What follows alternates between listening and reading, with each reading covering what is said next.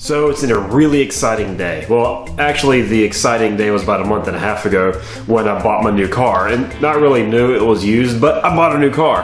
And if you remember, my last video I said this. Soon I will have a video up pretty much showcasing the entire car and what I've done with it as well. That's not gonna happen because that car I had to sell to make room for the new car. And I had been on the hunt for a 335 for probably about 6 months. And I finally acquired myself a vehicle. And here are my requirements. I wanted a 335, a newer one, the newer F30 body style. So it had to be a sedan. I like the coupes, especially the newer coupes, like the 4 Series. They've done a really good job. Actually, I'd probably get a 2 Series if I was looking for a coupe, but they did a really good job on them. But I still prefer the way the sedan looks. So my requirements were, it's got to be a sedan, rear-wheel drive. I don't want all-wheel, manual 6-speed, Estoril Blue, M Sport, obviously, because you can only get Estoril Blue in an M Sport, and that's it. Unfortunately, that took a long time of searching, 6 months really, until I found the car that met that criteria. So I was around and I was looking on the internet, and in Miami, I found this. It was perfect. Estoril Blue sedan, 6-speed manual, rear-wheel drive, M Sport of course, had everything, heads up, navigation, every option that you could get on a 3 Series in that year, which 2013 by the way, that car had, other than heated seats, but it was in Miami. That makes sense why there weren't heated seats on it. Who cares, right? It's Miami, it's never gonna get cold. I live in Charleston, I don't really need heated seats except on this thing, the Z4, because on a nice 60-degree day, put the top down, cut the heated seats on, perfect. But in a sedan, I don't really need heated seats here, so it was great. There was one issue with it though. It wasn't a 335, it was a 328, so I kept looking. Really bummed out because it ticked every single box on my list, except it was the 4-cylinder turbo, not the 6-cylinder turbo. So I kept looking for a couple, 2 to 3 weeks, and then I bought this.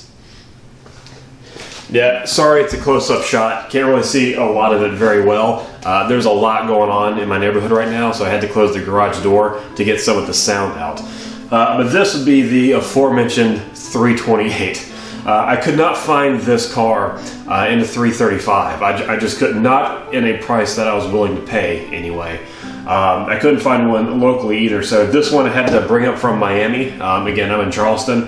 And I test drove it, and I liked it a lot. There's a couple factors that went into me purchasing the 328 as opposed to continuing my search for the perfect, basically this car in a 335. And here's what played into that. So really there's no difference between this car and a 335 once you get down to it, except for this, the engine. I'm missing 2 cylinders here, but I test drove the car, and the car overall felt great. And the nice thing about, I don't know if it's nice, but the thing about this particular engine, the N20 4-cylinder, is that BMW actually underrated this engine. Obviously the speculation is they didn't want the 328 to cut into 335 sales because the 335 rated at 300 horsepower.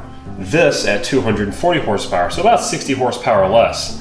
But just about everybody that's dynoed this vehicle has put right into about 233, 235 to the wheels. There's a couple that have been in like a 225, 229 range, but most of your big outlets, and when I say big outlets, I mean like your tuners like Burger Motorsports, ECS, those people, get in like the low to mid 230s at the wheels, which Dynon reckons that this thing probably makes about 260, 265 horsepower at the crank as opposed to the 240, which is referenced on their website. So that puts the horsepower difference from 60 to about 35 horsepower, give or take. That's a little bit easier to swallow. You do miss a little bit of that surge of torque that you get from the 6-cylinder, and obviously the 6-cylinder is going to have better power potential than this thing is. But with just like a off-the-shelf tune, you can get this thing to about 300 or just a little bit over 300 crank horsepower and about 330, 340-ish crank pound-feet of torque. So still makes a really, really fun car, and that's actually exactly what I did. The first thing that I did when I got this car is I ordered the Burger Motorsports JB Plus, which is just a little quick tuner that plugs into the T-map sensor on your intake pipe here, and basically that's a manifold absolute pressure sensor that also measures your the temperature of the air, and it kind of fools the computer a little bit to give you an extra, say around about 4 psi more of a boost, and that gives you about an extra 35 or so horsepower. But I took the JB Plus off and actually put it on my wife's car. My wife has a 2014 BMW 320, which, once again, an underrated engine. It's rated at 185 horsepower. They actually dyno 185 at the wheels, give or take. So putting that car right around 220-ish crank.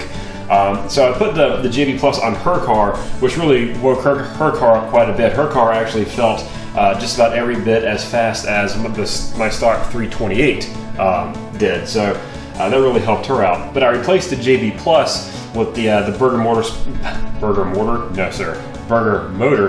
BMS. I'll just say BMS Stage 1 tuner. And I went back and forth between, do I want to spend the money on the Stage 1 or do I want to just go ahead and get the JB4? And the reason I didn't go for the JB4 had nothing to do with the cost. It's $379 versus like what, $500, something like that. It's not, the cost isn't the issue. It's just that looking at the JB4, the only reason that I would get that over the Stage 1 would be to run a catless downpipe so it can clear the codes for me. But I'm not going to put a catless downpipe on this. If I put a downpipe on it, it's going to be a high flow cat. I don't want to run catless. This isn't exactly the best sounding engine in the world, especially once you open it up. I'm definitely going to put an exhaust system on it, but I'm not going to go catless downpipe. So I don't really need the JB4 for that. I would really just be looking at a catless downpipe and a Stage 2, or the Stage 2 map, or whatever you want to call on it.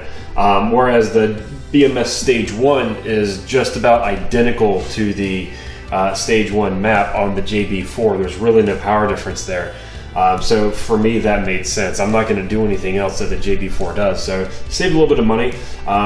Power difference between the Stage 1 and the JB Plus, negligible. There's really not much of a difference, except I did feel that the power came on a little bit smoother with the Stage 1 tuner, because the JB Plus, it just plugs into the T-map sensor, whereas the Stage 1 plugs into the T-map and just a regular map sensor. So working off of 2 sensors versus the 1, power delivery is a little bit smoother, and I feel the low end torque comes on a little bit stronger than it did with the JB Plus, but that could just be my butt dyno being miscalculated. But the car does feel a lot better with the Stage 1 tuner on it versus stock. So for a daily driver, it's probably got somewhere around 300 horsepower or so. Haven't dynoed it, of course. That's all just based on dynos that previous people have done.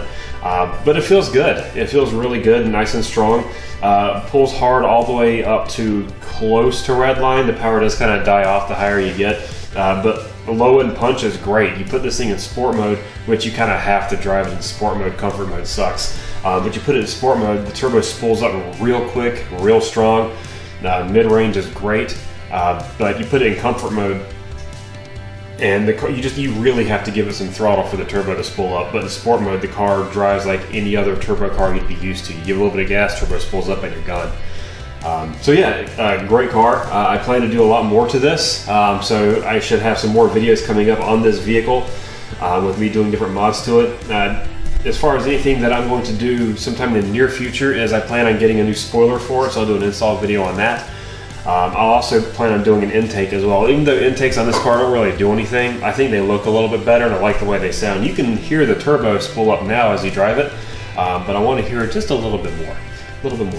So that's really all I have planned for this one right now. I don't have any plans at the moment for the Z4 other than to put some more center caps on it because they gone.